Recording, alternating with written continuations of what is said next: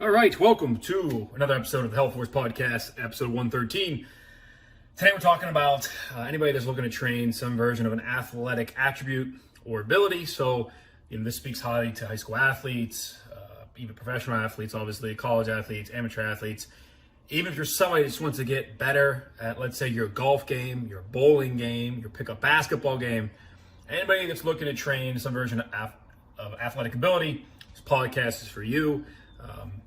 Obviously with the ongoing situation with the COVID restrictions, they are starting to become more relaxed in terms of like fitness and gyms and things like that. So, previous to that, you didn't have access to equipment. But what you'll learn today, my hope is that this whole concept of like speed training or athletic training in terms of like, again, cone drills, footwork, ladders, has been way overhyped for 5-10 years here. And there's actually a more efficient and more producing type of workout that you can incorporate if you're looking to increase things like speed, power, and explosion. So when I talk about speed, explosion, and power, again, if you think about sports, speed, again, like top line speed. So if you're talking about maybe like a track event and you're somebody that's racing, so it's just a full on sprint. Maybe if you're playing like football and, you have the football, you're on offense, you have the football in the open field and you're trying to run for a touchdown with, nobody directly in front of you. Again, that ability to hit that top end speed and just blow away from everybody. And obviously it translates to things like basketball. So when you go to make a move on somebody, maybe you're crossing over and then you explode towards the rim. You want that quick burst. You don't want to be going there slowly. So this is what I'm talking about. Power, speed, explosion. And we're going to talk about how to actually increase those qualities for you. And it's actually pretty simple. So, I actually there's one thing I want to share with you. Again, this is something that anybody can have access to if you go to Google. And I hit search just for some research article, just trying to get a grasp of what's out there. And I have here from the Journal of Sports Science and Medicine, improved maximal strength, vertical jump, and sprint performance after 8 weeks of jump squat training. This was done by Marion et al. This is from 2016, so a couple years old. But what they found is that by incorporating a jump squat training protocol, okay, which for those, that's an exercise, jump squat, you load up into a squat and then you try to jump vertically as high and explosively as you can. That's one version of a jump. You could broad jump, which is jumping horizontal after loading. You could do multiple jumps. You can work on depth jumps, which is actually the landing phase. That actually puts some stress on the knee in a good way, so that begins to build up. So there's all kind of jump training protocols that you can incorporate. But the bottom line from this study here that I have for us is the results conclusion here is that eight weeks of jump squat training resulted in significant improvements to a counter movement jump, squat jumps, maximum isometric squat force, average force over 100 ms, as well as 50-meter sprint times. Only the improvement in vertical jumps plateau after 4 weeks of training, with further improvements observed from 4 to 8 weeks. The present study suggests that short-term squat jump training can improve several different athletic performance tasks simultaneously. So there again is just one research study that you can find, but that gives credence to this idea that if you want to increase some of these athletic abilities, working in things like jump squats, broad jumps, sprints is the best way to do that, okay? I have also here an article from myself. Look at that. Why do we got to keep reading other articles when I've written one? So this is from February 2nd, 2017. So 3 years old now, but highly relevant. And it's called Speed Workouts, How to Actually Train for Speed and Why Most Trainers Are Wrong. So I remember writing this article, and the big motivation was at the time, there was a lot of attention being given to these footwork drills, and they were casting themselves as speed training. And that always perplexed me when I was in the thick of it. 2017, I was in the thick of training, whereas now I'm more in the business marketing stuff for our companies. But when I was in the thick of it, man, goal was increase every variable that I could for my athletes, measuring, testing, and I was very rigorous about it. And I remember there were athletes who would train, and the coach would set up a couple cones or ladders or step overs, and they would have these athletes continuously go through them with different patterns, over and over and over and over and over again. And I remember thinking, the only thing they're really training, might be some hand-eye, foot-eye coordination, which is still good. But the athletes were so exhausted because there were essentially no breaks, and they're just doing rep after rep after rep. They were never, ever, ever training at max output, meaning they were never giving it like 110% of power and ability because they were tired. And so when you're tired, you obviously don't perform as if you're rested. So that was definitely a complete misconception at the time I wrote this, and it still applies today. I think it spawned mostly because of a business positive. So if you're doing that type of a workout with athletes, you can have easily 30 athletes do that. Just get in line, follow the guy after you, break them in a couple groups, and it's pretty easy to just like set it up and have it kind of auto run. And so if you charge each of those people $10, I mean, now you're making $300 an hour. So I get the allure of it, but if you're going to go for pound, you actually want to increase somebody's top line speed, or you actually want to increase their explosion. The way to do it, heavy weightlifting, okay, plyometrics, which would include jumps and explosive movements. I would also throw in there things like heavy slam balls, heavy rope slams. So any other piece of tool that you can have, you can jump and throw things, twist and throw things. And then jumping and landing. So those were kind of my core tenets. That was based off of the science that I had available, that everybody has available. Again, researching that, coming up with my own, how I could manipulate those sort of protocols into a speed training workout. And so when I was training an athlete and they came to me and said, I want to increase my speed, it looked very different than what most people were doing. So that gives you a background. Let's break into this article. And again, kind of the thing for this too is this is stuff you can do without equipment, like jumping and sprinting. Those are things that don't require any equipment, that you can do right now in your neighborhood, in your backyard. And again, if you do it correctly over time, you will absolutely increase your top end speed and your explosion ability. So if you're looking to hit that golf ball, further, and you're already in pretty decent shape, because let's be honest, step one is if you're out overweight or obese, if you want to get better at your golf game, lose some lbs, okay, trim up yourself a little bit, give you better flexibility, better endurance, and probably increase your strength while you're at it. That's step one. But if you're somebody that's already in shape to a certain extent and you're really looking now to maybe add 10, 20 yards on your drive or things like that, this is how you want to train for it, okay? What I'm going to go over is how you do it. And again, you can do this at home. So again, the article, Speed Workouts, How to Actually Train for Speed, Why Most Trainers Have It Wrong, by yours truly. Also, by the way, look at that outfit. If you're watching the video podcast, a little headband, athletic day. Here we go. Okay. Athletes of all ages are beginning to focus in on either one or two sports instead of playing different ones year round. This allows the athlete to train in the off season and to improve attributes necessary to excel at their sport of choice. Unfortunately, it is my observation that speed coaches, personal trainers, and exercise professionals are training for speed incorrectly. Speed workouts should not be a random compilation of drills or exercises. There needs to be a method to the madness, and it's not just occurring at most facilities. Allow me to explain the most common errors that I notice in programming. Speed workout errors. Number one, training for foot speed. Okay. There is not a correlation between foot speed and actual playing speed, aka your top end speed, your 40-yard dash time. We often hear the coaching point, fast, choppy steps. Okay, we hear that a lot.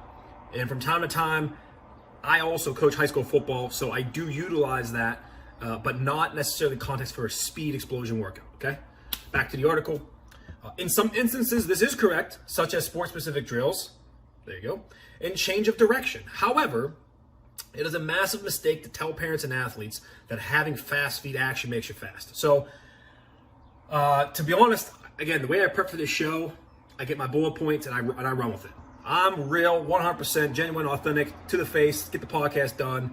We're not going to sit here and prep for 3 hours. I don't need to like rehearse everything. Here we go. So actually, I don't know if I get to it later in this article, but this idea of foot speed is you've got these trainers that are focused on having their clients, the athletes, pick their feet up and down like this real fast. And they think that by doing that, that must increase how fast they can actually move. And oftentimes for me, I was trying to do the opposite with my athletes. I wanted them to almost gallop. I want them to have, especially if you're in the open field, okay, because I got to put this in context, right? When I think people say I need to increase my speed, okay, I'm thinking like straight top line speed to blow past somebody, to go right around somebody, to get away from everybody. I'm not talking about changing direction in a 5-yard window. That's something different, okay? I categorize that as agility, so that's different. But we're going to talk speed, okay? When somebody says, I want to get faster, you want to teach them to gallop. Look at a horse run, okay? Horses do not choppy. They're galloping. And so I've always had my athletes, once we're training this exact attribute, we got to get that stride right. We should have nice stride. It's not about fast feet. So I never really understood that. And here's the thing. Here's where the misconception comes in. People think that if you're putting your feet into the ground fast, that means you must be generating force. So the actual force for your speed is not necessarily how many steps you're taking and touching the ground, but how much force you're pushing off of the earth when you're running, right? Like that's what propels you forward, is your legs pushing off the earth to propel you forward. So, what can generate more force? 4 or 5 choppy steps or 3 powerful gallop steps that are really pushing off the earth? I think it's number 2. I think it's the latter. So I want to set that record straight there. And again, that's why the training of the cone and the ladder drills it does have application to athletics and sports, but it's not speed, okay? So number 2, the number 2 speed workout error that I noticed, I touched on it earlier, is that there's no rest, okay? So I'll read from the article here. If athletes are huffing and puffing as you make them step back up to the line to do the next sprint, they are no longer training for speed. They are conditioning. I'll read that again. If your athletes are huffing, puffing, if they're tired, and you say, get back up there to do the next sprint, if they're doing sprint training work and they're going to go for whatever, 20 yards, 40 yards, and they're dying, okay, they're out of breath, that is no longer speed training. They are no longer explosive. They are no longer powerful. They are now training, conditioning, cardiovascular endurance. That's what it is, okay? 2 entirely separate training modalities. If you're conditioning your athletes and you want to up their cardiovascular endurance, that's fine. You can go sprint. But if you want somebody to actually increase their top line speed, it should be sprint, rest. Sprint, rest. Sprint, rest. And when they're sprinting, it's a sprint. It's 100%. It can't be 60% effort. It can't be 80% effort. That athlete's got to push. Back to the article. In order for an athlete to become faster, more explosive, most of their training needs to be concentrating on max output. They should be working as close to 100% as possible. Making them push weighted sleds until they throw up is nothing but idiotic. And it certainly does not help the athlete achieve higher levels of speed. And again, it's idiotic in the context of that's supposed to increase their speed. Okay? First of all, I'm against athletes throwing up and pushing themselves too far, no matter what you're training, even if you're training endurance. And I understand it's very common, I think. Well, not very common, but it is common enough that if an athlete's training for conditioning, especially like an off-season conditioning program, they may get sick and push themselves too hard there. And again, I am against that. I think you can get the work done without getting to that level.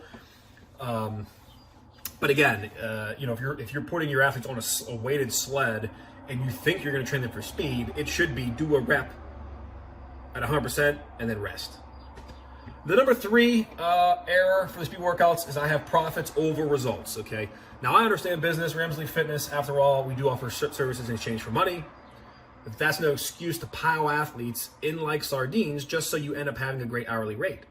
I find it pathetic that we have exercise gurus and speed coaches that take on 10 to 50 athletes at once and have them all do the same drills and all the same exercises. It often takes the form of just several lines of athletes all going through cone drills or sprint drills together. No athlete's the same. By jacking up your hourly rate because you're increasing your volume, you diminish your ability to produce results, period. And I believe that to this day, which is why, I have chosen to go down the route of working one-on-one with our clients. Our clients get matched up with trainers There's no group stuff.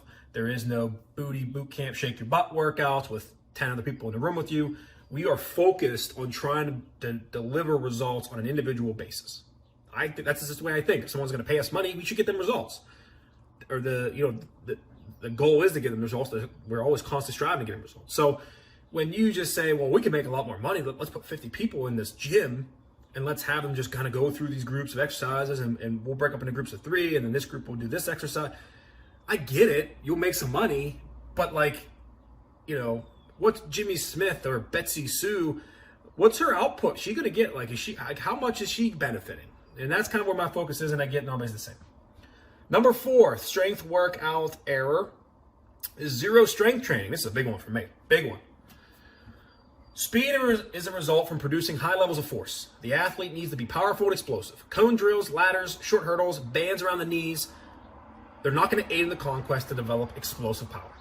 How a speed coach or anyone teaching speed workouts can look at athletes and not stress the importance of weightlifting is beyond me. Squats, deadlifts, lunges, etc. all need to be part of the program.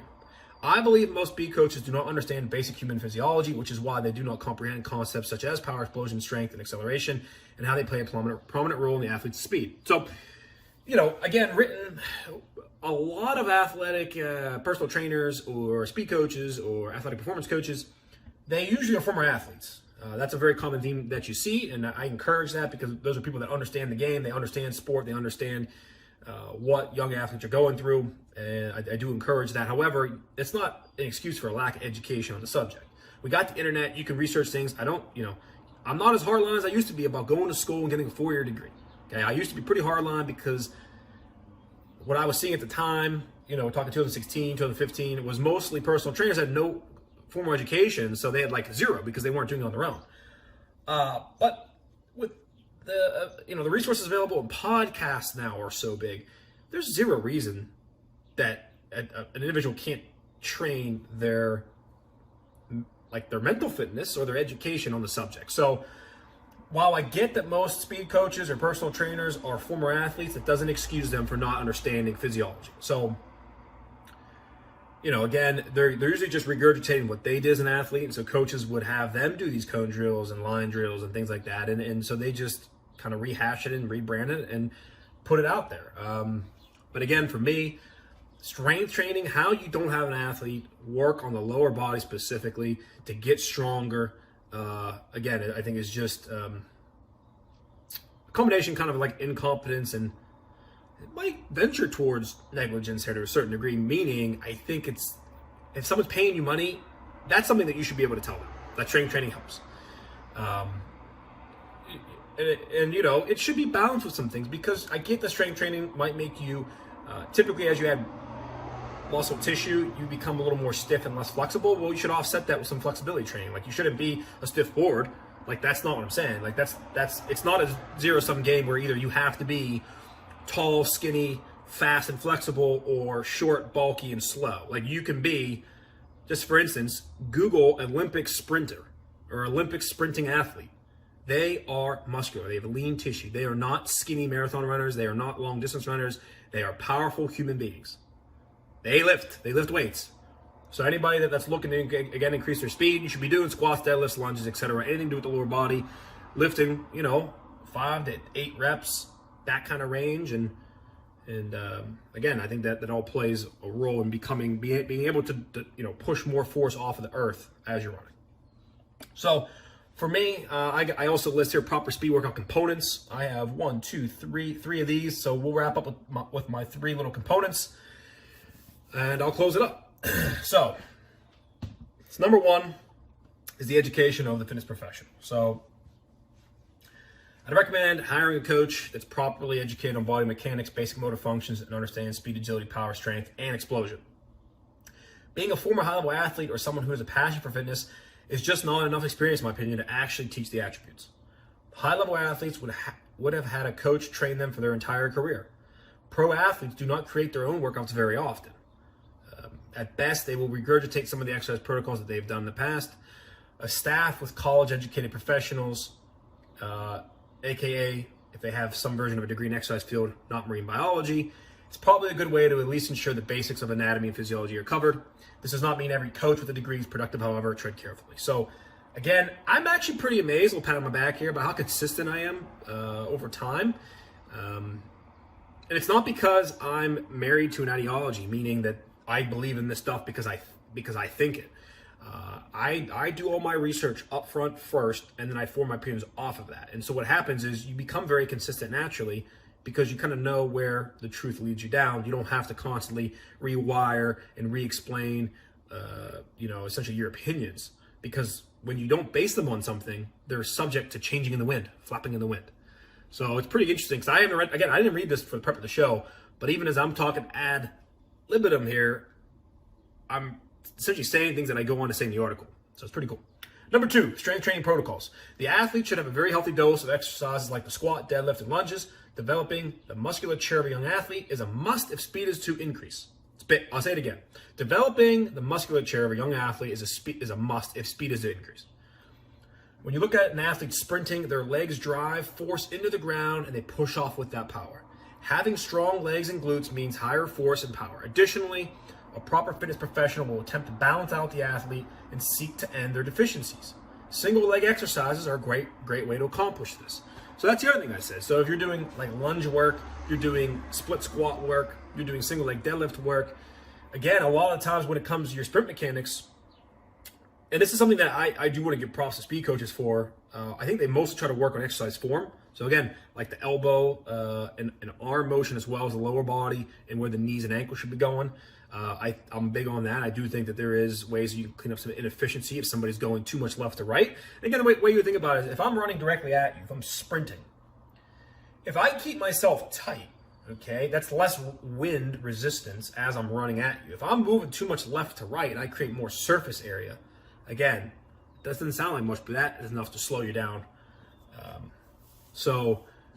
If somebody's got a stronger right leg than a left leg, or someone's had a previous injury, doing single leg work helps balance that out so that you're not favoring one side in either overstriding or understriding or having too much lateral movement with those legs. Number 3, plyometrics and power training. So med ball throws, box jumps, broad jumps, Olympic weightlifting, they're all phenomenal techniques that will increase an athlete's power output. The reasons these exercises are not often seen at speed training facilities is because they require attention from the fitness professional to ensure the proper form.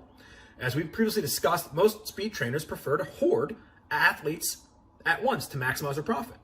So watching and teaching an athlete how to power clean is inefficient for a group training model. These exercises should be performed at the beginning of the workout, should be close to 100% output on every rep. Training below this level turns the exercise into a conditioning drill. As we previously discussed, it's not a power drill anymore. So again, it's very complex to teach Olympic weightlifting. Things like cleans and snatches and even just compound movements, I would say, just like you start getting into front squat, shoulder press, like anything like that. You can't just have 30 athletes do. Number one, you don't have the equipment to have everybody pick up a weight that's heavy for that. And then number 2, it's not safe, I don't think, to like have 30 people do that at once with one coach watching. So that's why I think that people don't really go towards that style of training, because it's hard, it's very time intensive. And most athletes just aren't paying for one-on-one personal training, especially at the youth levels and the high school levels. So that doesn't demean or lower the value of that style of training. That's the problem I have, is that the things that work might not make business sense, but we got to square that up. Like there has to be, we have to get that in. You can't just say, well, I want 50 athletes so we can make some money, so therefore weightlifting's out. Like that's not good. It should be the other way around. You should look to incorporate these things and figure out how to make your money second. So to conclude, by reading this article, you already have a leg up on other athletes. Most individuals partake in massive group classes for speed training because that's what the fitness industry mostly offers. And I believe that's still, 3 years later, pretty accurate. I still think most speed coaches operating groups 8 to 20. And again, I've seen as high as 100 people at once with 2 or 3 coaches bobbing around. So I still think that becomes the primary function. And I just believe that athletes deserve full attention. The instructor need a customized plan according to their needs. So there it goes. Again, if you're looking to train these attributes, Strength training's a must. You got to be in the gym or home gym or wherever you can have some equipment like dumbbells, barbells. And again, train the lower body, especially because that's what's ultimately going to be providing force off the ground. Should definitely still be balanced. So you're going to want to work upper body and core strength, things like that. I recommend, like I said, plyometrics or explosive movements, throwing heavy things, jumping with heavy things, combinations thereof, jumping in general. And then sprint work too. I don't know if I mentioned as much in there, but actually sprinting is like a good way to get faster. So line up, run as fast as you can for a set period, rest until you're 90, 95, 100% recovered, and do it again. And that's all this should be done. All this should be done with really max effort. When you're lifting with weights and you're doing Olympic lifting or you're throwing medicine balls, it should be really heavy. And that way you're generating massive force to move that object, and the reps should be low. Something like 5 sets of 3. So you do 3, and even between each one, take a breath, get balanced, and then do the rep. Take your time, set up, and do it. And so that's what I recommend. That's what I know works. That's a lot. That is a lot superior than going to a group and just doing cones and like footwork drills. You'll get conditioned, and you might even pick up some foot speed, and maybe pick up some lateral quickness or things like agility, which is still good for sports, but it's not speed. You know what I mean? Like, you might have all the fast feet in the world, but if you're not moving fast, you just have your feet going up and down, it's no good. So, yeah, I think it's all. I want to wrap it up. I don't really have anything else. So if you guys have any questions to follow up on that, certainly reach out to us at ramselitefitness.com. Same for Facebook and Instagram. It's just at ramselitefitness. And even our Twitter page is at ramselitef. So the podcast, guys, it's on video on the YouTube channel, which is Ramselite Fitness, and Facebook. So you can watch the video version of the podcast. And then the audio version is on all podcasting platforms. So thanks. We hope that, again, this made some sense.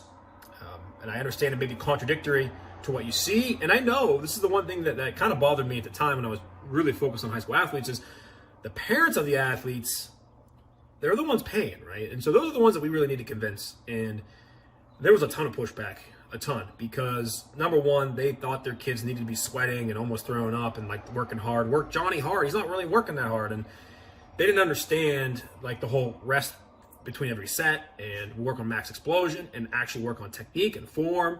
And so what ended up, you'd have kids that were 14, 15, 16 years old who couldn't do a squat, like a basic just a body weight air squat. And like, I don't know, their parents expected them to be pushing sleds, heavy sleds all over the place and running and sweating. I mean, just, it blows my mind a little bit. So again, that's what we need to educate. On top of the athletes, we also want the parents to feel comfortable and understanding some of this stuff. And I do know part of that is they're paying money so that they don't have to learn it all, and that's good. But again, if they're paying to try to figure out a proper coach to hire, you're going to want somebody that's training them on that kind of program we talked about today. So thanks again for listening, and reach out to us if you have any questions or feedback.